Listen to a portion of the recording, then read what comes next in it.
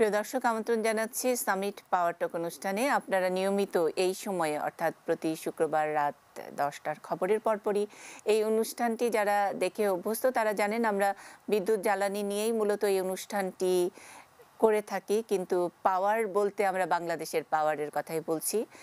বাংলাদেশের উন্নয়ন, বাংলাদেশের এগিয়ে যাওয়া, সেই এগিয়ে যাওয়া বাংলাদেশের ভেতরকার শক্তির নানান অভিধা, সেগুলোই আমরা এই পাওয়ার টকে নতুন করে হাজির করবার চেষ্টা করছি সামিট পাওয়ার টক এই অনুষ্ঠানে। আজকে শিরোনাম ডিজিটাল পাওয়ার। ডিজিটাল পাওয়ার নিয়ে কথা বলার আগে একটি ছোট্ট, বাংলাদেশে এই মুহূর্তে তরুণরা তাদের বেসিক যেসব চাহিদা নিয়ে যেরকম একটি ঠিক ঠাট্টা মশকরা করে, ঠিক ঠাট্টা মশকরা বলছি না, বাস্তবতার কথা বলছি। আমরা বলি যে অন্ন, বস্ত্র, বাসস্থান, শিক্ষা, মৌলিক চাহিদার কথা বলি। এখন আমাদের তরুণরা বলেন অন্ন, বস্ত্র, বাসস্থান, কখনো কখনো বলেন শিক্ষার কথা বলেন, এবং চতুর্থ চাওয়াটি হলো কানেক্টিভিটি। সেই কানেক্টিভিটি নিয়ে কথা বলবো ডিজিটাল পাওয়ার এই আয়োজনে। সঙ্গে তথ্য ও যোগাযোগ প্রযুক্তি প্রতিমন্ত্রী জোনায়েদ আহমেদ পলক আমাদের সঙ্গে আছেন মোহাম্মদ আরিফ আল ইসলাম, সামিট কমিউনিকেশনের এমডি ও সিইও। স্বাগত জানাচ্ছি আমাদের এই অনুষ্ঠানে। আর যেটা বলছিলাম যে ঠাট্টা করে বলে, ঠিক ঠাট্টা করে তো বলে না, মানে না খেয়ে থাকতে রাজি আছে তরুণরা, কিন্তু 3Gর জায়গায় কোথাও 2G যখন ঘুরতে থাকে তখন কিন্তু একেবারে ওলট পালট করে ফেলে। এবং আপনি তো আমাদের সেই মন্ত্রী যিনি সকলের ফোন ধরেন, সকলের যোগাযোগটা আপনি রাখেন এবং কানেক্টেড একজন মন্ত্রী। তো এরকম গালাগাল কিরকম শোনেন যে যখন নাকি বলে যে 2G, আপনি 4G বলে আমরা কেন পাচ্ছি না, আমি অনেক কিছু করতে চাইছি, কেন আমার এই প্রত্যন্ত এলাকায় কেন নেটওয়ার্কটা এত দুর্বল?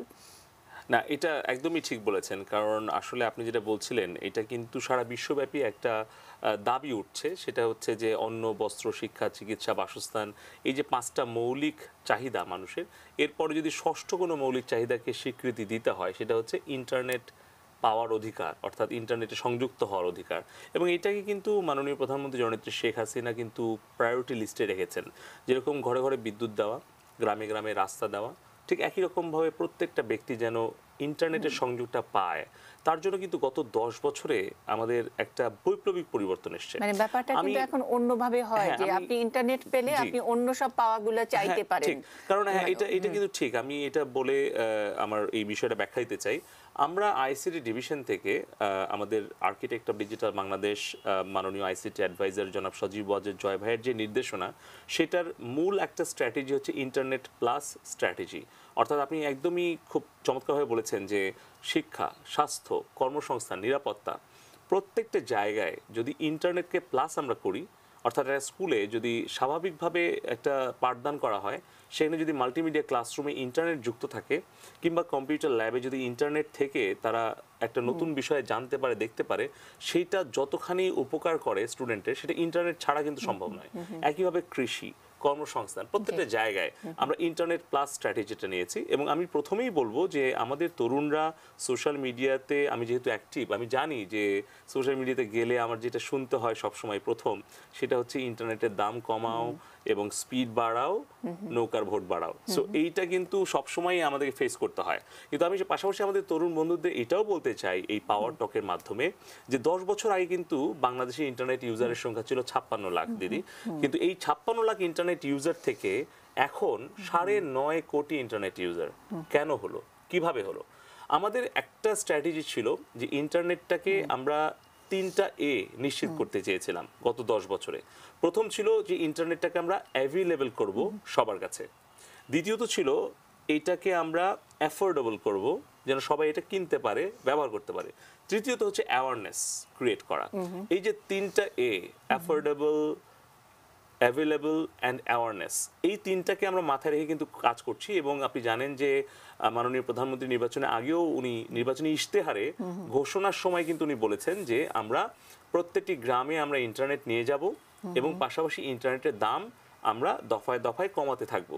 ইন্টারনেট 10 বছর আগে, আমি আমাদের তরুণ বন্ধু থেকে বলতে চাই যারা এখন ইন্টারনেটের সবচেয়ে বড় ব্যবহারকারী, আমাদের দেশের 70% তরুণ যাদের বয়স 35 বছরের নিচে, এবং এই 9 কোটি, 9.5 কোটি, 10 কোটি ইন্টারনেট ইউজারের মধ্যে 90% ইয়াং, যারা আর কি স্টুডেন্ট।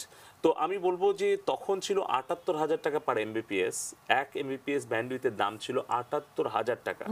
সেখানে কিন্তু ৬ দফায় কমিয়ে মাননীয় প্রধানমন্ত্রী এটাকে ৪০০ টাকায় নামিয়ে এনেছেন।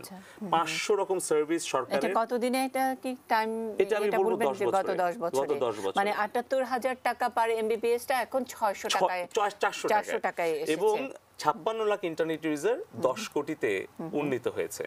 আমাদের মানে এই তথ্যটি আমাদের আরেকটু ভালো করে প্রচার করে, আমি জানি আমার সহকর্মীরা নিশ্চয়ই বারবার করে এটা সিগনিফিকেন্ট একটি তথ্য। কারণটা হচ্ছে কি যে আমি অবশ্যই আমি আইসিটি ডিভিশনের প্রতিমন্ত্রী হিসেবে, সরকারের প্রতিনিধি হিসেবে এবং তরুণদের প্রতিনিধি হিসেবে, কারণ মাননীয় প্রধানমন্ত্রী আমাকে অত্যন্ত তরুণ বয়সে মন্ত্রিসভায় স্থান করে দিয়েছেন। তো আমি এখানে বলবো আমাদের তরুণ বন্ধুদেরকে অবশ্যই আমরা সমালোচনা শুনবো, কিন্তু সাথে যুক্তিটাও আমাদের তুলে ধরতে হবে। আচ্ছা, যুক্তিটা কি আমরা ঠিক করে তুলে ধরতে পারি কিনা, মানে আমাদের চেষ্টা করতে হবে। তো আমি এই জন্যই বলছি আপনার এই পাওয়ার টক এর মাধ্যমে। আর একটা দ্বিতীয় বিষয় হচ্ছে যে ইন্টারনেটের ব্যবহারটা কেন একজন ইন্টারনেট ব্যবহার করবে। ইন্টারনেটে যদি সার্ভিস থাকে, ইন্টারনেটের মাধ্যমে যদি শিক্ষা পায়, ইন্টারনেটের মাধ্যমে যদি স্বাস্থ্যসেবা পায়, ইন্টারনেটের মাধ্যমে যদি কর্মসংস্থান হয়। আমাদের ৬ লক্ষ তরুণ তরুণী এখন ফ্রিল্যান্সিং করছে, সবাই কিন্তু ঢাকায় না। বঙ্গবন্ধু যে বলতেন যে ঢাকা মানেই বাংলাদেশ না, ঢাকার বাইরে যে হাজার হাজার গ্রাম আছে সেখানে যখন সকল সেবা পৌঁছাবে তখনই স্বাধীনতার ফলটা আমরা সব জায়গায় পৌঁছাতে পারবো। মাননীয় প্রধানমন্ত্রী কিন্তু ওই বটম আপ পলিসিটাই কিন্তু নিয়েছেন। আমি সবসময় একটা কথা বলি যে ডিজিটাল বাংলাদেশ কিন্তু কোনো ডেভেলপমেন্ট এজেন্ডা না, ডিজিটাল বাংলাদেশ কিন্তু একটা ফিলোসফি অফ রেভলিউশন। সো এই ফিলোসফিটা মাননীয় প্রধানমন্ত্রী সারা বিশ্বের কাছে তুলে ধরেছেন। আচ্ছা, আপনার এই ফিলোসফির সঙ্গে যুক্ত মানে অনেকেই হয়তো বুঝেন অথবা না বুঝেন, অথবা নিজেরা কাজ করতে গিয়ে অনেক সময় এটার কাছাকাছি কোনো একটা এক্সপ্রেশন দেন। এরকম একটি ছোট্ট একটা অংশ আমাদের কাজ করতে গিয়ে আমরা পেয়ে গেছি। কানেক্টিং বাংলাদেশ একটি অনুষ্ঠান আমি করি, আপনি জানেন। সেখানে যিনি আমাদেরকে কানেকশনটা করে দিচ্ছিলেন এক ভদ্রলোক বরিশালে, তিনি কথা বলছিলেন, আড্ডা মারতে মারতে তিনি যা বললেন সেটুকু আমরা অনেক সময় দেখাই আমাদের ডিজিটাল বাংলাদেশের অগ্রগতি নিয়ে। একটু দেখে তারপরে আমি আরিফ আল ইসলামের কাছে যাব। ওই ফিলোসফিটা একটু এই দিকে একটু দেখা যাচ্ছে। যে দেখি তৃণমূলের যাচ্ছি বরিশালের বানরিপাড়া উপজেলার বিশারকান্দি ইউনিয়নের মরিচ বুনিয়া গ্রামে।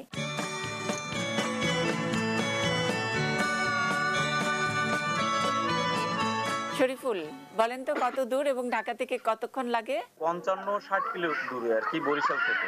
আচ্ছা, বানারীপাড়া থেকেও আমার নদী পার হয়ে প্রায় ২২ কিলো দূরে। আচ্ছা, যেখানে এখনো পুরো পিচ ঢালের রাস্তা নেই আমাদের এখানে। আচ্ছা, কিন্তু কি সুন্দর কি ঝকঝকে ছবি আছে, মানে এটা কি ডিজিটাল বাংলাদেশ? জি অবশ্যই।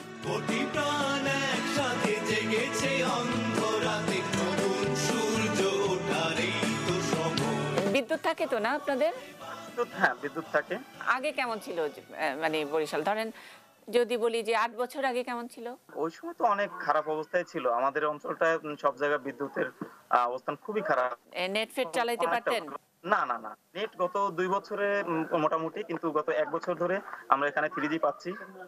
3Gর মাধ্যমে আমরা কানেক্টিং হচ্ছে। আচ্ছা, আপনাদের ওখানে 4G এখনো হয়নি?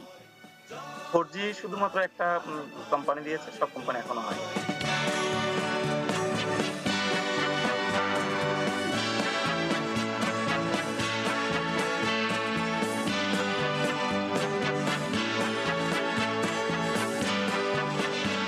ছোট্ট করে আপনার গল্প শুনবো যে আপনি বিসিএস পরীক্ষা দিয়ে মানে কোনো সরকারি চাকরি অথবা প্রাইভেট কর্পোরেট এত কিছু না করে আপনি এই একটা ডিজিটাল সেন্টারের উদ্যোক্তা কেন হতে গেলেন, এবং এখান থেকে আমি একটু তুলনাটা শুনতে চাই। কেমন আছেন, কোনো আক্ষেপ আছে কিনা?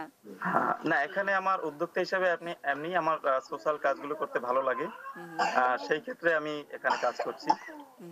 প্লাস এই সেক্টরটা অন্তত গভর্নমেন্ট থেকে আমরা অনেকগুলো ট্রেনিং পাইছি, বিভিন্ন আইটি বিষয়ক ট্রেনিং পেয়েছি, এবং এই ট্রেনিং এর মাধ্যমে আমি যা শিখছি এবং এই এলাকায় সার্ভিসগুলো দিচ্ছি, মানুষকে একটা ডিজিটাল রূপ দিতে পারতেছি, এবং এতে আমার কাছে যে লোকজন আসে এবং তাদের সাথে যে কাজ করে খুব ভালো লাগছে।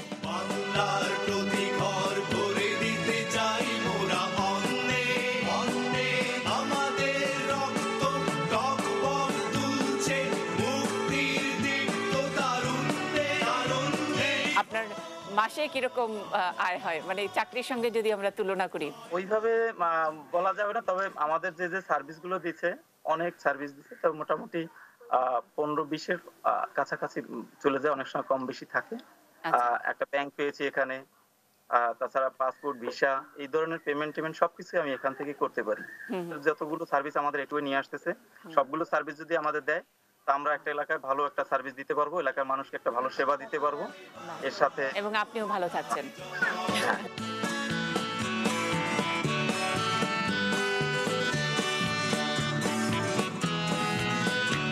আপনি কয়জনকে চাকরি দিয়েছেন? মোটামুটি আমি এখানে একটা কম্পিউটার ট্রেনিং সেন্টার করছি, তো সেখানে এই এলাকার লোকজন অনেকেই কম্পিউটার শিক্ষার বিষয়ে খুব ভালো জানে না। সেক্ষেত্রে আমি চাচ্ছি যে কম্পিউটার শিক্ষার উপরে আহ, অন্তত কয়েকশো লোককে আমি আউটসোর্সিং শিখে তাদের আর্নিং সোর্সটা করতে চাচ্ছি। বাবা, অসাধারণ, অসাধারণ একটা ব্যাপার। অসাধারণ।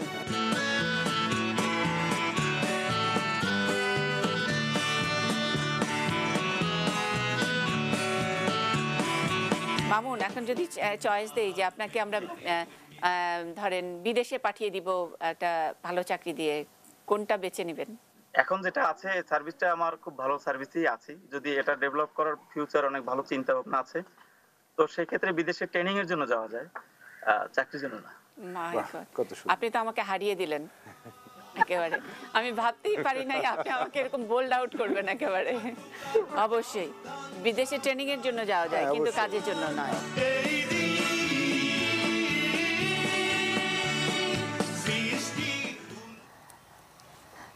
একজন দর্শক অনেকক্ষণ ধরে অপেক্ষা করছেন, আসলে জুনায়েদ আহমেদ পলক আমাদের স্টুডিওতে আসলে আমাদের এই অভিজ্ঞতা বারবারই হচ্ছে আর কি। জি। আপনি কানেক্টিভিটিতে যুক্ত হলেও এরকম আমাদের ফোন আচ্ছা, নিতে হয়, অবশ্যই। কিছু করার নাই। আরিফ ভাই একটু জি, ক্ষমা please। চেয়ে নিচ্ছি, ফোনটা অবশ্যই। নিচ্ছি।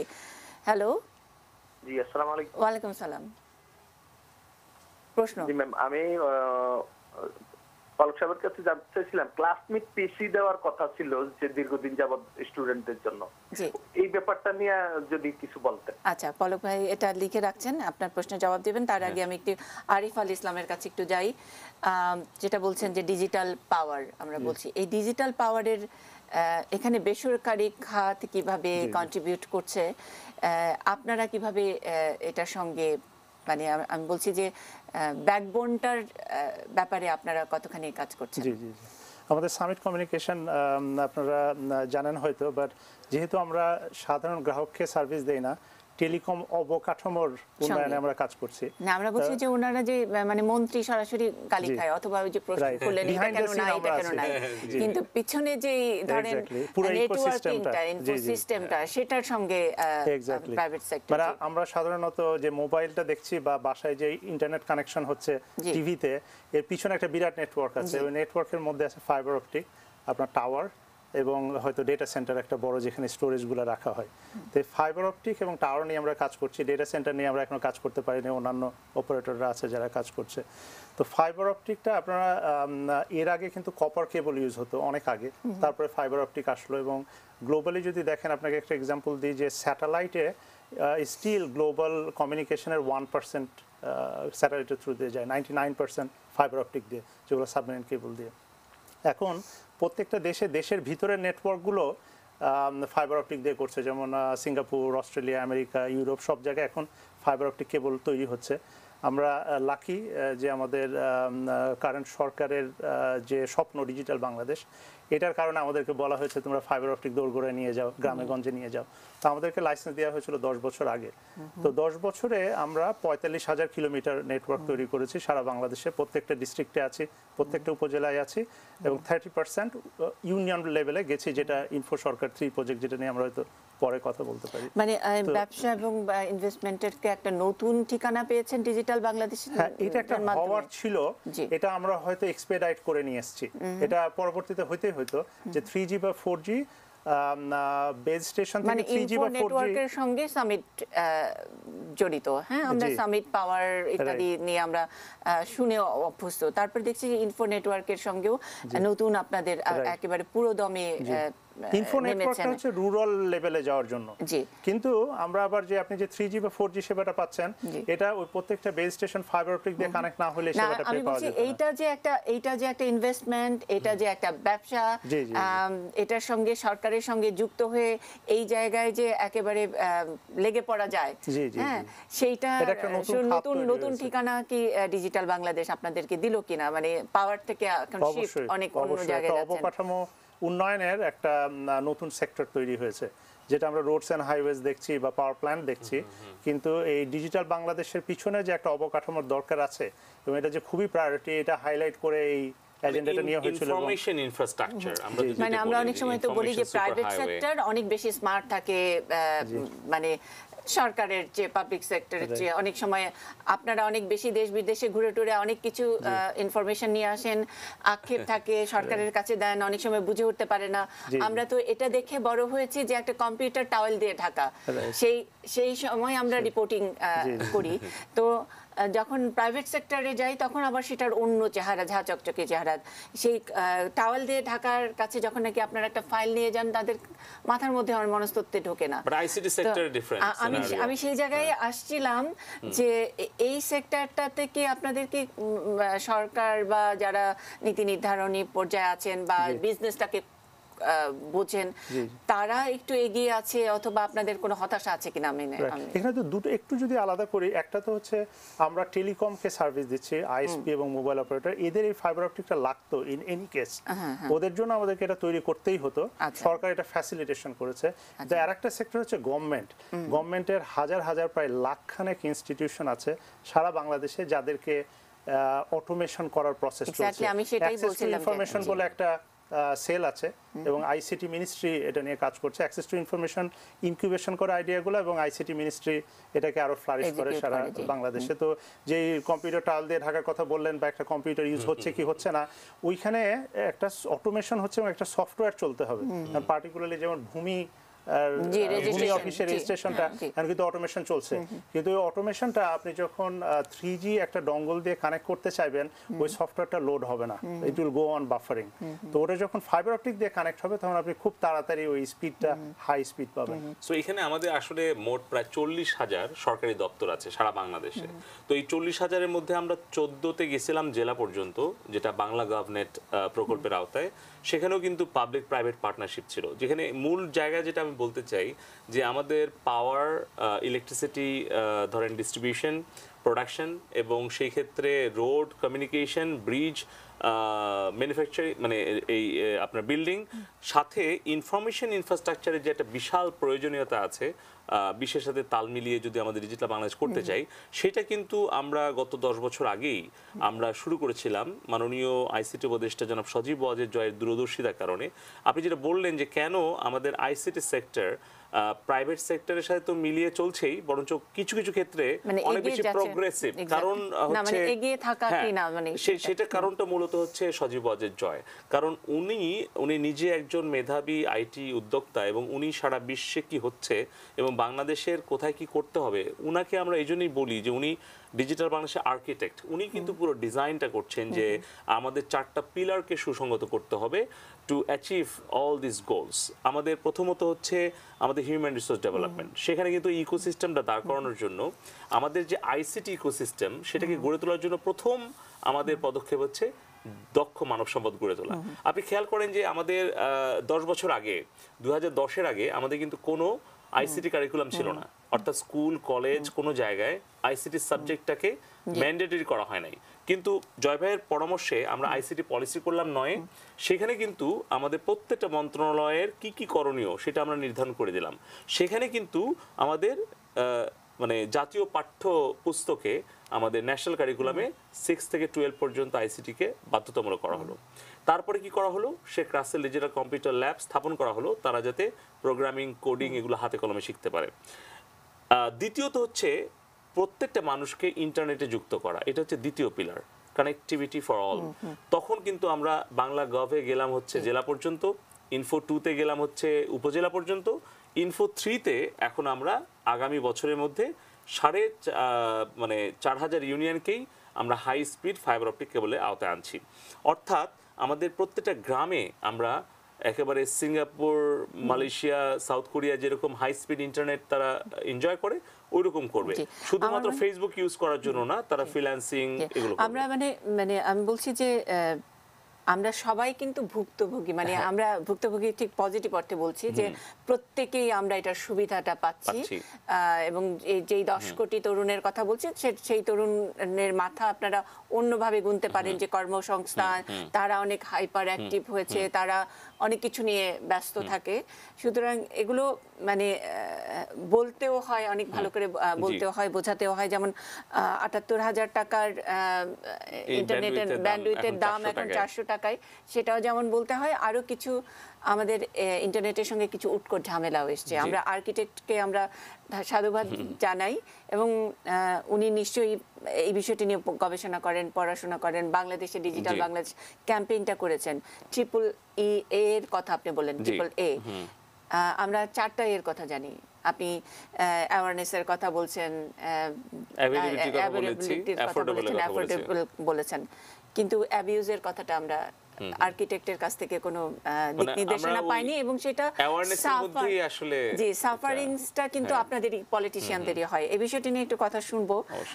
প্রাইভেট সেক্টরও এখানে তৃতীয় আর চতুর্থ পিলারটা হচ্ছে ই গভর্নেন্স এবং আইসিটি ইন্ডাস্ট্রি। আমরা একটু ছোট্ট বিরতির পরে আসছি। আমরা পাওয়ার টকে আছি, ডিজিটাল পাওয়ার আমাদের আজকে শিরোনাম থাকছে নিশ্চয়ই।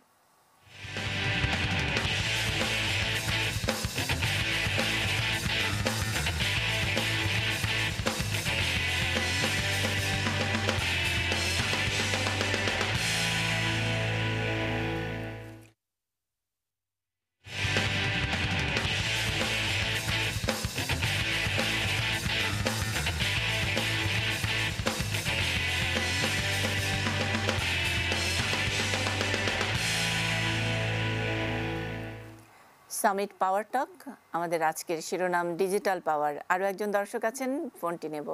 হ্যালো। জি, আসসালামু আলাইকুম। ওয়ালাইকুম আসসালাম। ওবাইদ হোসেন বলছিলাম যশোর থেকে। আমি একজন উদ্যোক্তা। স্যারের সাথে একটু কথা বলতে। জি জি স্যার শুনছেন।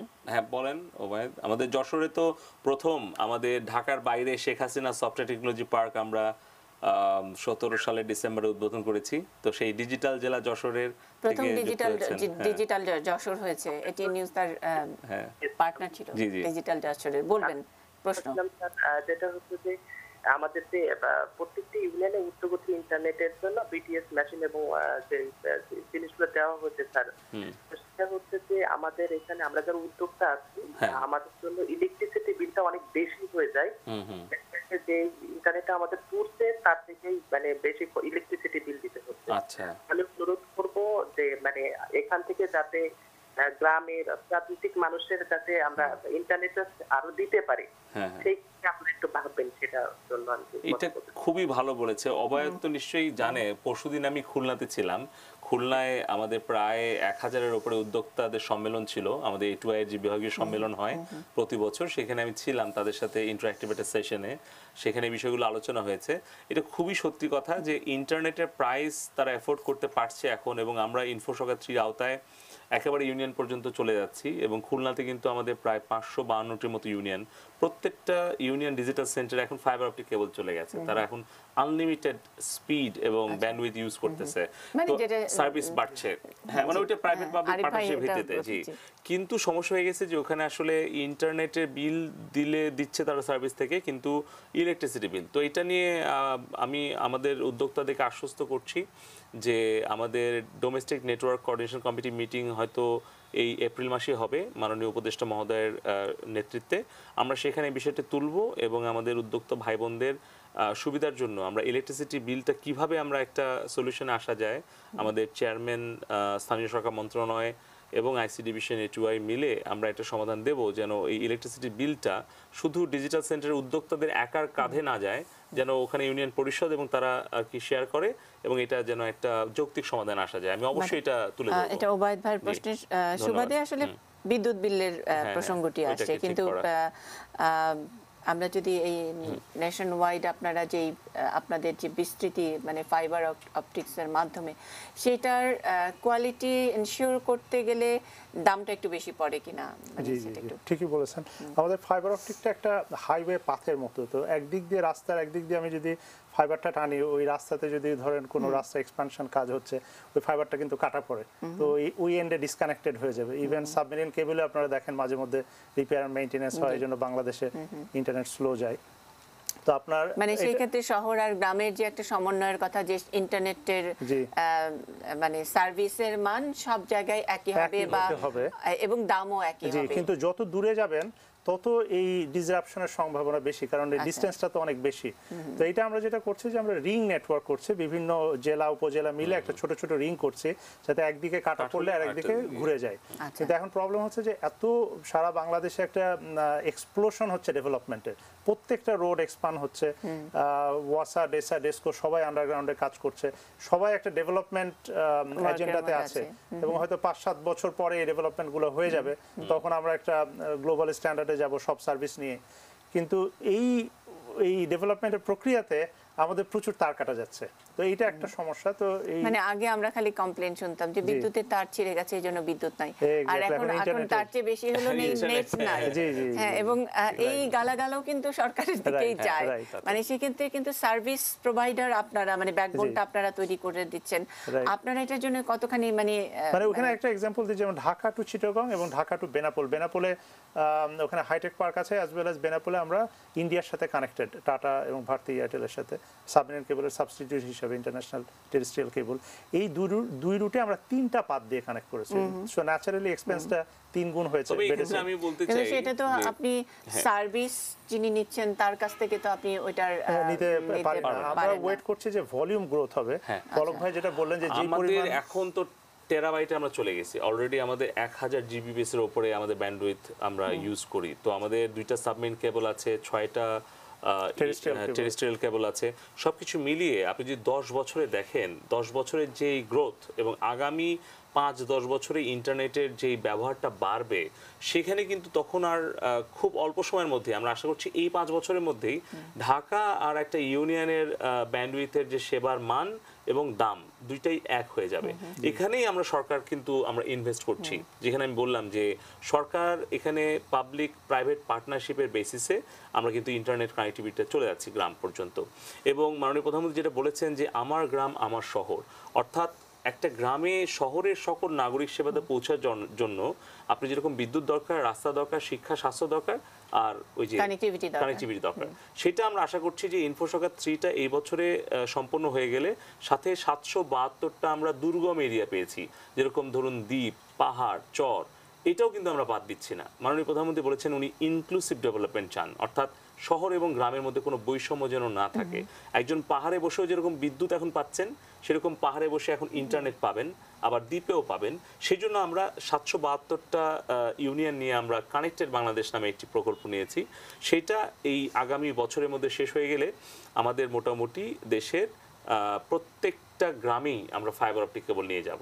এবং ইডিসি প্রকল্পের আওতায় আমাদের 2 লক্ষ কানেক্টিভিটি আমরা দেব, যেখানে ধরুন 1,70,000 শিক্ষা প্রতিষ্ঠান, primary, secondary, higher secondary, college, university, আর 40,000-এর মতো আছে সরকারি বিভিন্ন ভূমি অফিস। আর এটার ব্যাকবোনের কাজটা তো প্রাইভেট সেক্টর, হ্যাঁ, এই ব্যাকবোনটা আসতেছে আপনার ধরুন ইনফো 3 থেকে।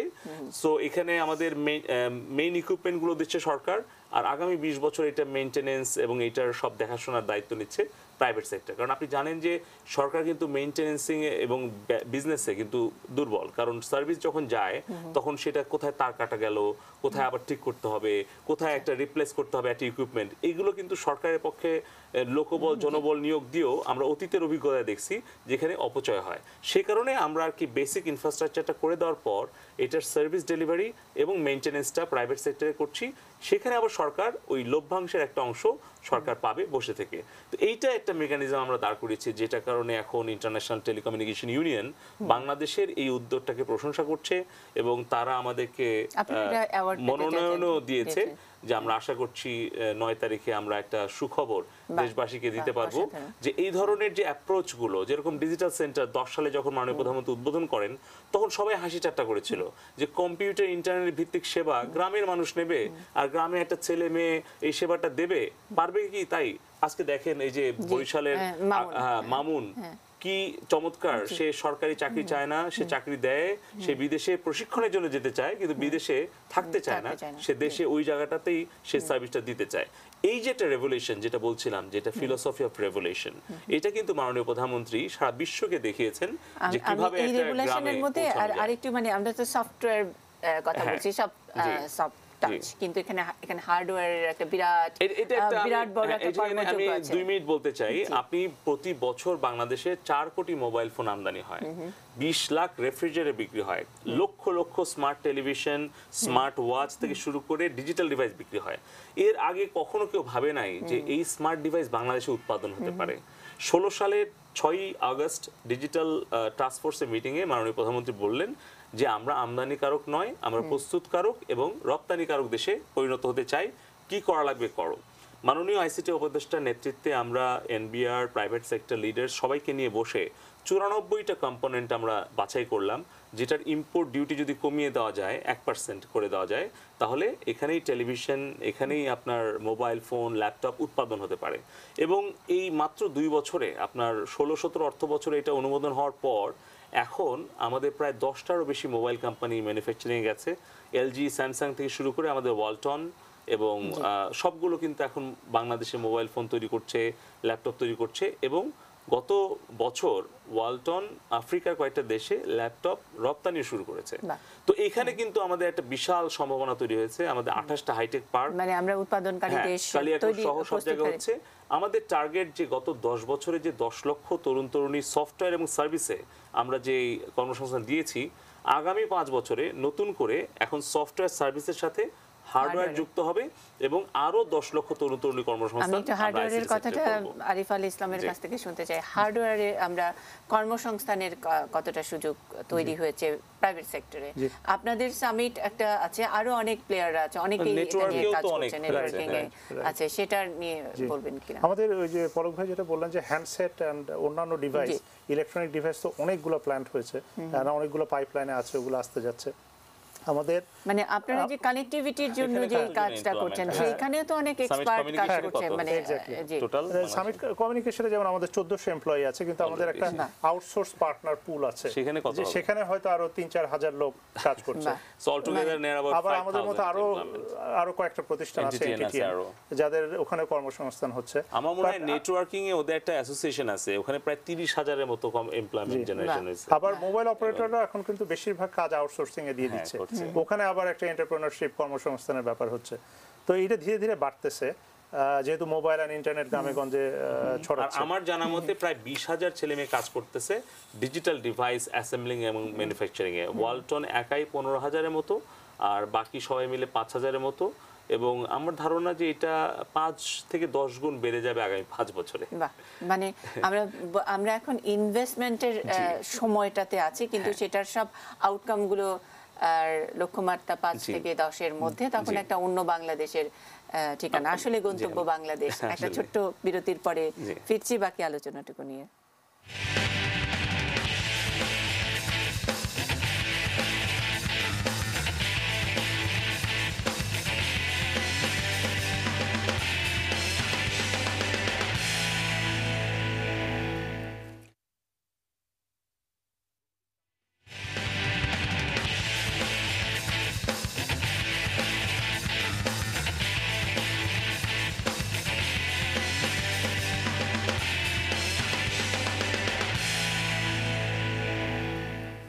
সামিট পাওয়ার টকে আজকে আমরা কথা বলছি ডিজিটাল পাওয়ার এই শিরোনামে। সঙ্গে তথ্য যোগাযোগ প্রযুক্তি প্রতিমন্ত্রী জুনায়েদ আহমেদ পলক আছেন সামিট কমিউনিকেশনের এমডি এবং সিইও মোহাম্মদ আরিফ আল ইসলাম। আরিফ, একটু আমি আপনার কাছে ভবিষ্যৎটা জানতে চাই। অনেক কিছু মানে তলে তলে হয়ে যাচ্ছে, অনেক কিছু আমরা কথা বলি না, জানি না, ওরকম করে তথ্য হিসেবে দেই না, কিন্তু আমরা নিজেরা সকলেই বুঝতে পারি কোথাও কোথাও আন্ডার কারেন্ট একেবারে ভেতরে অনেক বাংলাদেশের পাওয়ারটা অন্যভাবে জাগরিত হচ্ছে। ভবিষ্যতে কি কি অপেক্ষা করছে আমাদের জন্য? আমরা আর্টিফিশিয়াল ইন্টেলিজেন্স নিয়ে অনেকে একটু ভয়ও পাচ্ছে যে কি কি হচ্ছে। আমরা আর্টিফিশিয়াল ইন্টেলিজেন্সের কারণে আমরা কর্মসংস্থান থেকে অনেকেই হারাবো কিনা, এই ধরনের ইন্টারনেট অফ থিংস, এটা একটা প্রথম যখন এসছে আমরা অনেকেই বুঝতে পারিনি হোয়াট ইজ দ্যাট।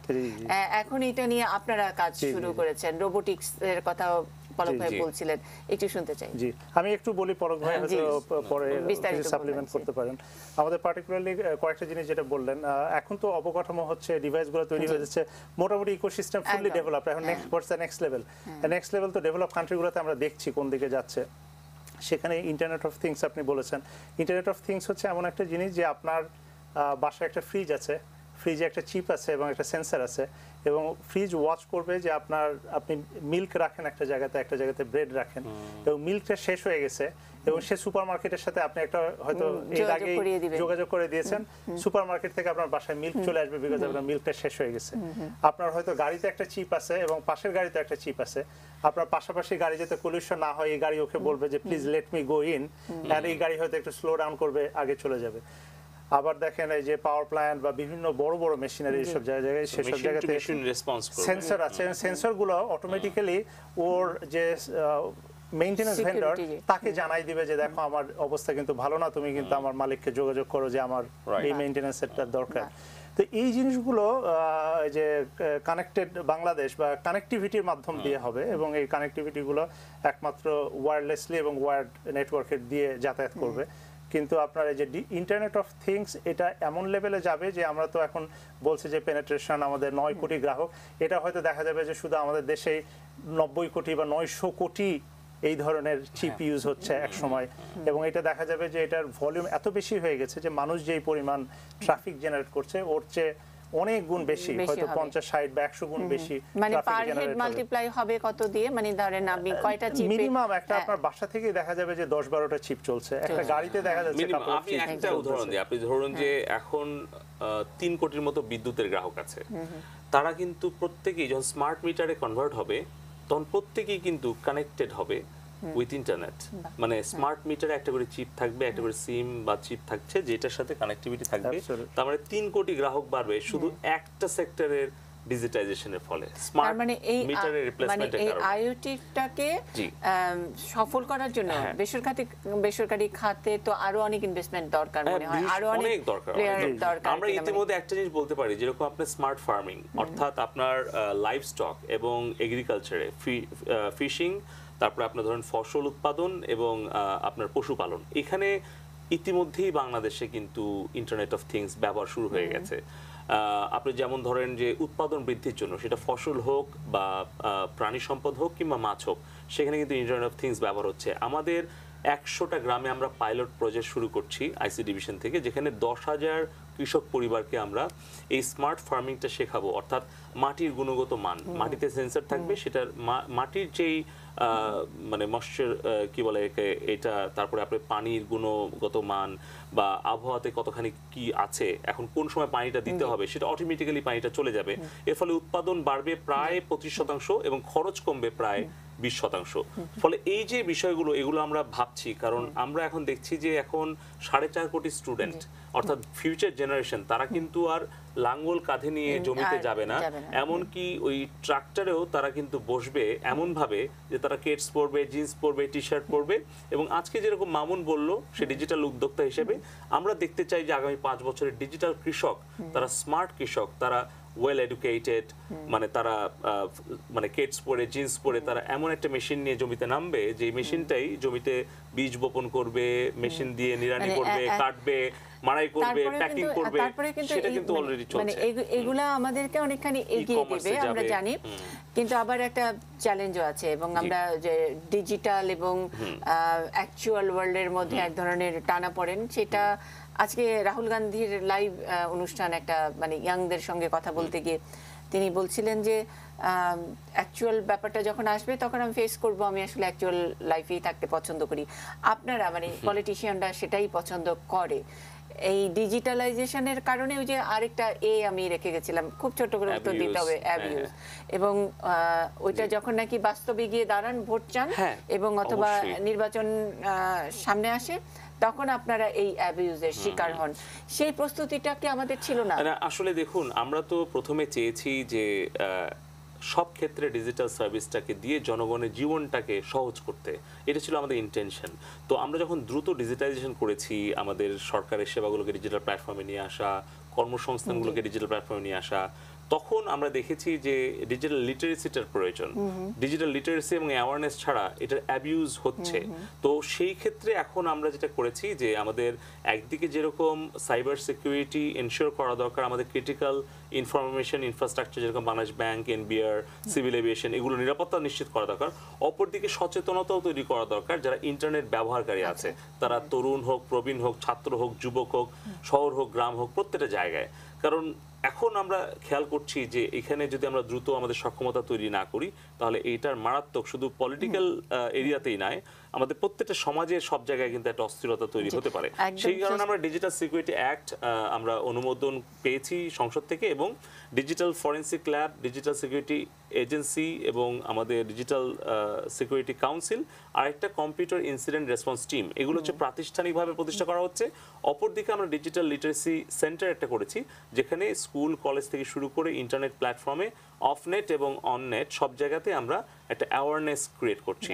পাশাপাশি আমাদের আইসিটি কারিকুলামেও আমাদের একটা দিকে আমরা ওই সচেতনতা বৃদ্ধি, অপর দিকে তাদেরকে এন্টারপ্রেনিউর বানানো, এগুলো আমরা গুরুত্ব দিচ্ছি। ফলে আমরা আশা করছি যে আগামী 5 বছরে ডিজিটাল লিটারেসিটা যখন আমরা নিশ্চিত করতে পারবো সবার জন্য, ফলে আমরা আগামী 5 বছরে একটা 100% ডিজিটালি লিটারেট নেশন আমরা একেবারে শেষ প্রশ্ন আরিফ আল ইসলাম, আপনি কথা শেষ করার দুই এক লাইন যুক্ত করবেন কিনা? আর এই যে আমরা যেখানে বলছি অ্যাবিউজটা, হ্যাঁ, এটার ক্ষেত্রে আমরা এখন মানে ইন্টারনেট বেসড অনেক কিছু এগিয়ে যাওয়া, আইটির কথা বলছি, রোবোটিক্সের কথা বলছি, অনেক কিছু বলে অ্যাবিউজ দূর করার জন্য কি এই প্রাইভেট সেক্টর কোনো কিছু ভাবছে কিনা নতুন কোনো টেকনোলজি? কথা পলিটিক্যাল সাইডটা আপনি বলেছেন, বাট আমার সোশ্যাল সাইডটাতে কিন্তু একটা বড় ইমপ্যাক্ট আছে।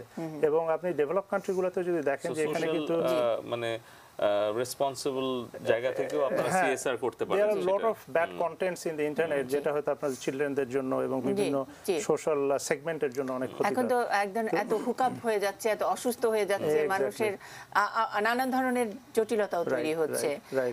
আমরা আইওটি নিয়ে যখন ভাবছি যে আমার ফ্রিজের দুধটা শেষ হয়ে গেলে দোকানের সঙ্গে যোগাযোগ করবে, কিন্তু আমার বাচ্চাটা অনেক বেশি নানান রকমের কন্টেন্ট দ্বারা অ্যাডিক্টেড হয়ে যাচ্ছে, সেটার ব্যাপারে কি এখানে একটা তো অ্যাসপেক্ট আমি যেটা বললাম যে যেহেতু ডেভেলপ কান্ট্রিতে এটা হচ্ছে এবং অনেক দেশে কিন্তু there is a controlled internet, তো ইন্টারনেট কিন্তু কন্ট্রোল করে দেশের জন্য প্রোভাইড করা সম্ভব। তো এখানে যদি রেগুলেটররা কাজ করে আইএসপি এবং ইন্টারনেট গেটওয়ে অপারেটরগুলোর সাথে, ইন্টারনেট কন্টেন্টগুলোকে কিন্তু আমরা ফিল্টার করে প্রোভাইড করতে পারি। অনেক আইএসপি যেমন নিজ উদ্যোগে গ্রিন ইন্টারনেট প্রোভাইড করছে, যে যেখানে ওই কন্টেন্টগুলো অটোমেটিক্যালি ফিল্টার্ড হয়ে যাবে, এবং দেয়ার ইজ সফটওয়্যার, গ্লোবালি অনেক সফটওয়্যার আছে ওই গ্রিন ইন্টারনেটটা প্রোভাইড করার জন্য। তো এইটা একটা রেগুলেটরি ইনিশিয়েটিভ নেওয়া সম্ভব। চমৎকার একটা জিনিস, গ্রিন ইন্টারনেট কনসেপ্ট। পাশাপাশি আপনার চাইল্ড প্রোটেকশন সফটওয়্যারও আছে কিন্তু, যেটা বাসায় বাসায় পাওয়া যেতে পারে। সোশ্যাল অ্যাওয়ারনেস খুবই জরুরি। প্রত্যেকটা স্কুলে কিন্তু ইন্টারনেটের উপরে একটা অ্যাওয়ারনেস প্রোগ্রাম, যে তোমরা ইউজ করবা কি করবা না, অনেক সময় বাবা মার কথা শুনতে চায় না। মানে যন্ত্র এবং এই প্রযুক্তি জিনিসটাই আমাদের কাছে নতুন, সেখানে আসলে স্কুল কারিকুলাম সেগুলো দিয়ে মিডিয়া সব জায়গায় একটা সোশ্যাল অ্যাওয়ারনেসের ব্যাপার। আমি জানি না অ্যাবিউজ থেকে আমরা কতটা দ্রুত, যত দ্রুত আমরা এটাকে গ্রহণ করেছি তত তাড়াতাড়ি অ্যাবিউজ থেকে ছাড়িয়ে আনতে পারবো কিনা, এটা একটা বড় চ্যালেঞ্জ। আইনের প্রয়োগ, প্রাতিষ্ঠানিক সক্ষমতা, রেগুলেটরি কমিশনের নিয়ন্ত্রণ এবং চতুর্থ হচ্ছে সচেতনতা। এই চারটা আমাদের একসাথেই করতে হবে। অনেক ধন্যবাদ। আরো হয়তো ডিজিটাল পাওয়ার নিয়ে আরো অনেক কথা আছে, আরো কথা বাকি থাকলো। বাকি কথাগুলো হয়তো কোনো এক সময় হবে। এই পাওয়ার টক অনুষ্ঠানেই নিশ্চয়ই থাকবেন আমাদের সঙ্গেই। দেখা হবে আগামী সপ্তাহে নতুন কোনো বিষয় নিয়ে।